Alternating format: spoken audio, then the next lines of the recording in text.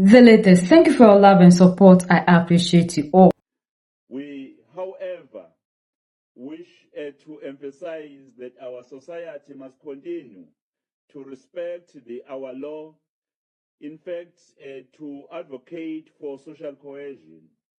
No national must be attacked, no national must be robbed, no property of the foreign nationals must be looted.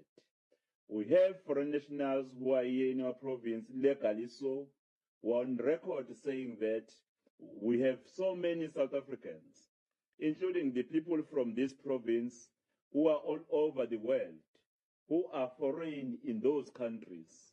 The only difference is that they are there legally so. And for whoever is in KwaZulu-Natal or in South Africa legally so, must never be treated in a way others they treat them as people who are not supposed to be in our country. They are legally here in our country. They are our brothers and sisters. It's important that we accept them, we live with them. For those who are displaced, leaders of the society will have to work to reintegrate them into the society so that we continue to live in harmony in the province of KwaZulu-Natal. Thank you very much.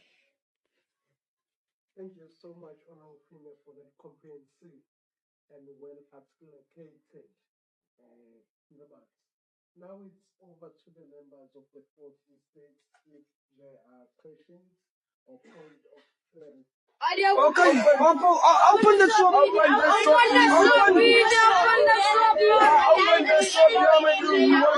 We can't go. Listen here. We can't go there by Shoprite to buy 2 rand sugar. What? We can't go by Shoprite to buy 3 rand coffee. 2? You can't go by Shoprite and buy 5 rand potato. You can. Where? Because our people is the poor of the poor. Why you close the shop? Open the shop. What did you tell you guys, South Africans? We told you guys, after you guys are done closing all those sponsor shops that make things easier for you, looting them, whatever you guys need, you have to walk from wherever you are to the ShopRite. Wherever that ShopRite is, you have to go there to go and buy whatever you need, even if it costs just 1 rand. You guys don't know the value of those sponsor shops. Now, it's just a day after the June 30th. And these guys are already begging the foreigner to open his shops. You guys will see shaggy. You guys would have wished you didn't listen to those Zulu bushmen. I promise you. You don't know how valuable those sponsor shops are to you. Until you guys walk or drive 4 hours drive or 5 hours drive to get a single thing that costs just 2 rand, your brain will come back. You haven't seen anything yet. Yeah. Alright guys, there is a video circulating online just now in South Africa where South African citizens are pleading a foreign national to open his store, that they want to buy some things for their children, that since ever this March Operation Dubala started, that they can't even buy things, some foodstuffs. They can't because the stores are closed. Many stores are closed in South Africa, in Cape Town to be precise. This is Cape Town. Because of this Operation Dubala, because of this chasing away of foreigners. Now they are pleading on this foreign national to please open his store, that they want to purchase some things. They even made claims that they want to purchase sugar, chocolates, all this kind of stuff for their kids. Listen to this video. Just watch the video. Okay, open the shop.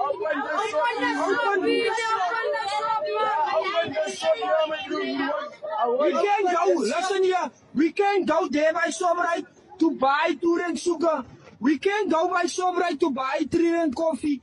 You can go by Shoprite and buy 5 rand potato. You can. Where? Because our people is the poor of the poor. Why you close the shop? Open the shop. Because the community He closed your back. The community closed your back. So open. You are alive now. Open the shop. Because my shop's there and that is open. My shop is open, so open. The community is here. If the police come here, the community is here. And then you open the shop. Yes.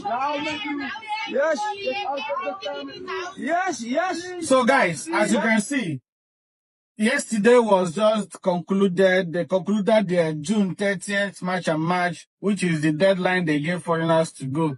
Today being the 1st of July 2026, they are already pleading on foreigners to come and open their stores. These are the locals, will I say, the community in Cape Town. They say that they are going to protect them, that these merch and merch people will not come to them, that no harm will come to them. You see, these guys are using their own hand to cripple their own economy. They are using their own hands to destroy everything that Nelson Mandela have built for South Africa. As you can see, this is just the beginning. The main issue is still coming. The main hunger is still coming. Tell me what you think about this video in the comment section. Like I always tell you guys, this is Mr. Sugar Media. I'll be bringing you guys updates on trading news around the globe and South Africa to be precise. Follow us for more.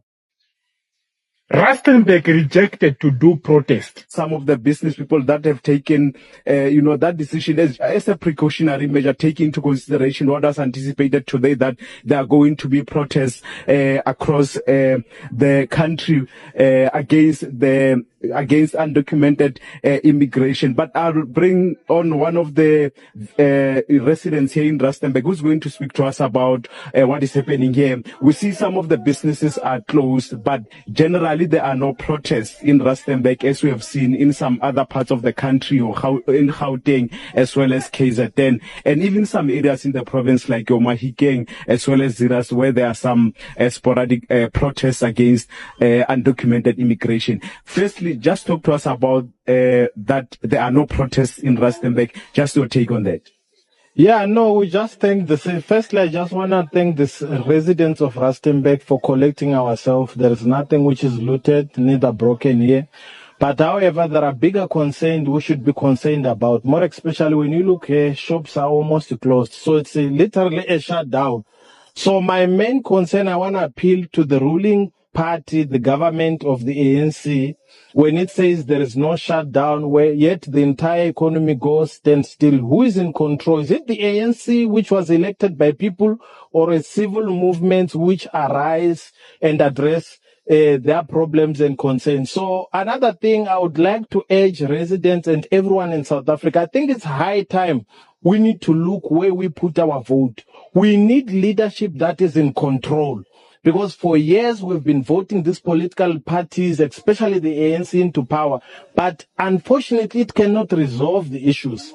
Are you referring to the issue of immigration in the country, as we see this call that this nationwide protests against undocumented immigration? Definitely, I'm also referring to that issue.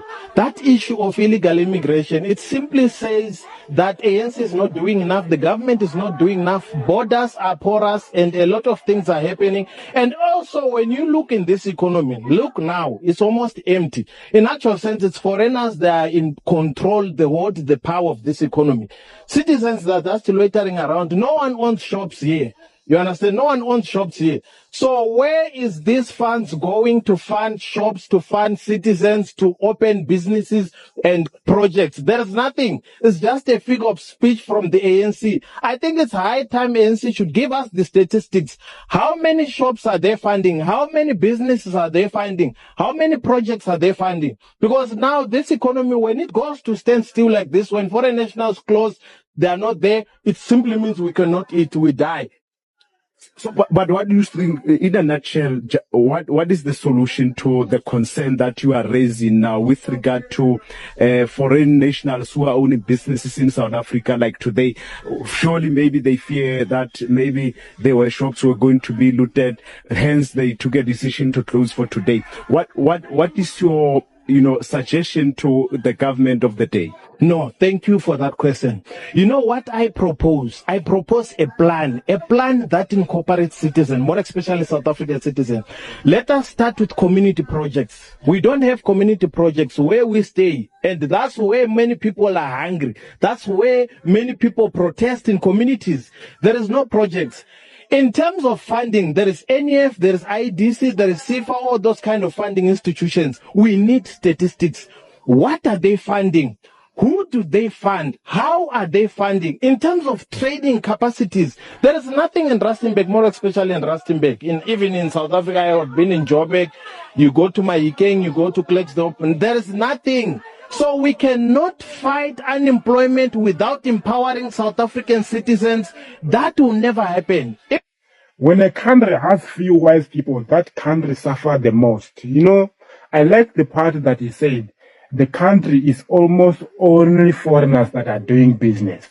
So of what use is the protest when we have only foreign nationals that are employing South Africans?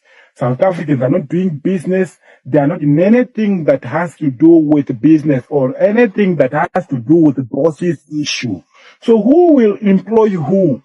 How can you remove foreign nationals without replanning how your city is going to be run? Zulu people are just acting out of proportion. They are not thinking before they act. I wish if South Africa have few men who reason like this guy, at least it was going to be better.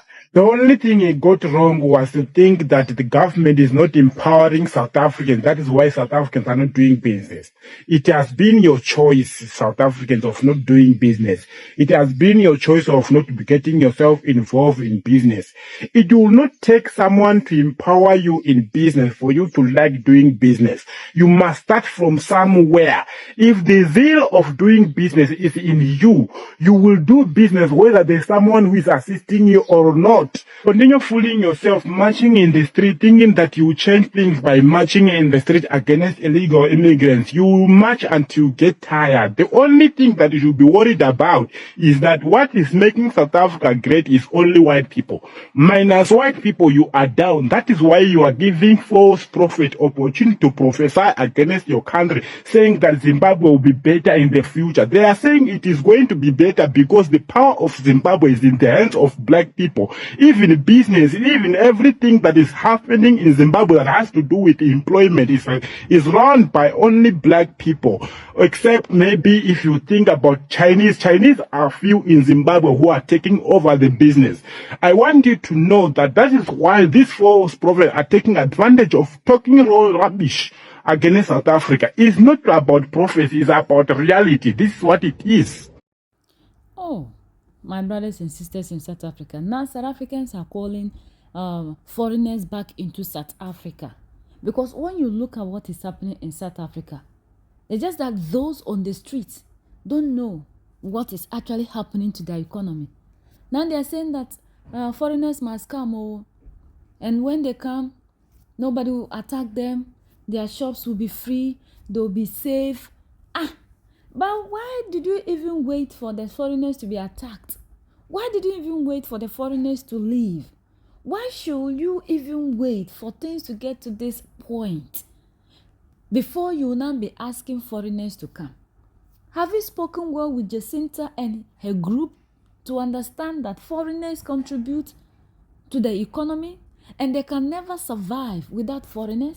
See, every nation, that's why even the United States of America, Europe and other places have migrants.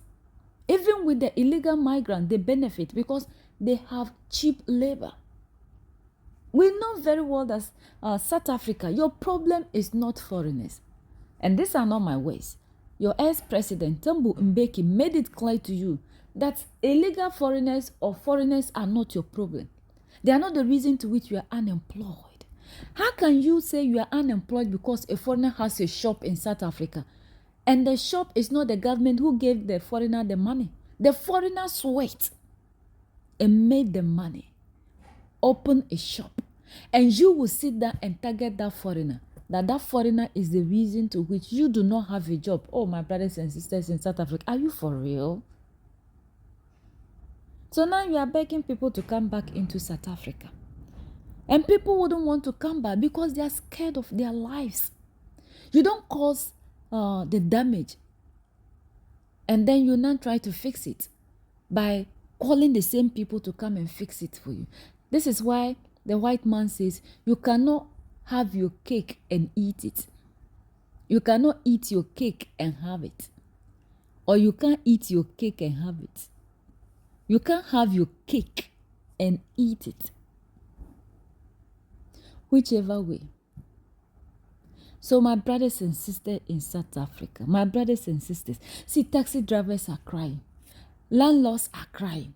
Everybody is crying. So everything of yours depends heavily on the foreigners that you were kicking out. We know so well that not all the South Africans support this. A majority of the people are using their voices to educate you, yet you are still bent on doing what you want to do.